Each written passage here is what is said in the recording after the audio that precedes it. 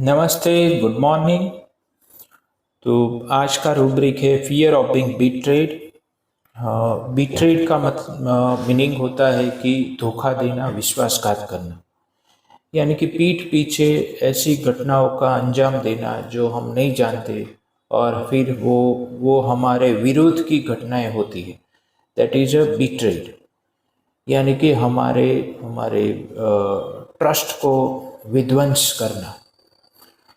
This is betrayed. जैसे वो आपको पेशेंट में से कैसे मिल सकता है, तो पेशेंट में से हमें उनकी लाइफ हिस्ट्री से ऐसा मिले कि जैसे मैरिज से पहले ये बात हुई थी, मैरिज के बाद काफ़ी चेंज हो गया, या फिर डेट गलत दे दी, धंधा अलग बताया, या ऐसा बताया कि इनकम ज़्यादा है और कम निकली। तो ऐसी बातें बिट्रेड में आ सकती है। और फिर आ सकता है कि बिजनेस में फ्रेंड ने कुछ धोखा दिया, गलत हिसाब कैलकुलेशन बताए और बिजनेस में लॉस बताया। ये भी एक तरह का बिट्रेड है। और बिट्रेड कैसे हो सकता है कि भाई हस्बैंड या वाइफ का यानी कि लाइफ पार्टनर का कोई अफेयर होना, ये पता चलना भी बिट्रेड फीलिंग आ सकती है। तो काफ़ी सारे जो सस्पिशियसनेस वाले जो पेशेंट है या दवाइयाँ है, वो फियर ऑफ बीइंग, उनमें से कुछ दवाइयों में फियर ऑफ बीइंग बिट्रेड है। तो जो भी बिट्रेड के फियर वाले हैं उनको सस्पिशियसनेस आना कॉमन हो जाएगा, क्योंकि पीछे ये पड़ा है बिट्रेड, जिसकी वजह से डिफेंस में सस्पिशियसनेस आया है। और दूसरा उसके साथ कंपैरिजन में हमें कमेंट में मिला है फियर ऑफ सफरिंग। तो बिट्रेड के साथ सफरिंग काफ़ी डिफरेंट चीज़ है। वो सफरिंग एक फिजिकल लेवल पर जो आप रूब्रिक उसकी देखेंगे सोर्स बुक से उनकी दवाइयों को, तो उसमें सफरिंग यानी वो फिजिकल सफरिंग की बात है, उसमें कोई मेंटल या उसकी फिगरेटिव सेंस नहीं है। वो लिटरल सफरिंग की बात है कि मेरी बीमारी बढ़ जाएगी तो ऐसा हो जाएगा, तो वैसा हो जाएगा। तो that is a fear of suffering. तो पेशेंट आके हम जैसे सुबह में उठ के ही तुरंत पहले उनको अपनी बीमारियों के बारे में सोच आती है, डर लगता है। That is fear of suffering. और उसके जैसा एक रूब्रिक है, वो है फियर ऑफ पेन। तो pain as well as suffering, ये दोनों एक ही बात को बयान कर रहे, फियर ऑफ डिजीज को बयान कर रहे। तो fear of disease, fear of impending disease, fear of suffering, fear of pain, ये सब एक ही लेवल के, एक ही एनर्जी के अलग अलग शेड्स है जो हमें पेशेंट में से मिल सकता है।